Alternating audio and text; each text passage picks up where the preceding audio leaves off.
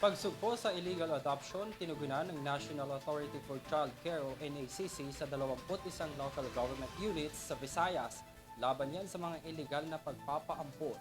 Narito si Kay Perez para sa detalye ng balita. Nakipag-ugnayan ng National Authority for Child Care or NACC sa 21 local government units sa Visayas kontra sa illegal na pag-aampon. Ang isinagawang hakbang ay naitatag sa First National Congress on Adoption and Child Care kahapon.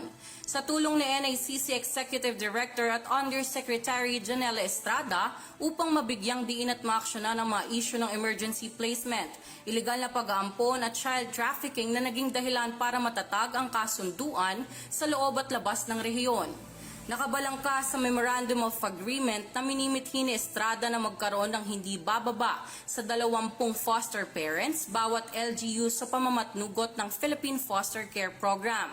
Sa Visayas Region, 8 LGUs na ang pumirma sa MOA, habang 8 LGU pa ang pipirma ngayong araw.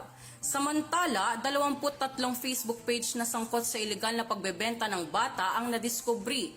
Ang ilan ay na-deactivate habang ang iba ay patuloy pang inilalapag ng Cybercrime Investigation and Coordinating Center at Department of Information and Communication Technology. Ani ni Estrada na malaki ang ambag ng kahirapan sa talamak na isyong ito. Kinumbinsi niya rin ang mga Pilipino na suportahan ng legal na pag-aampon tulad ng pag-aampon ng foster care.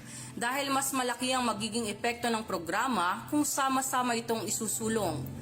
Para sa EuroTV News, ako si Kay Perez, sumasaludo sa bawat Pilipino.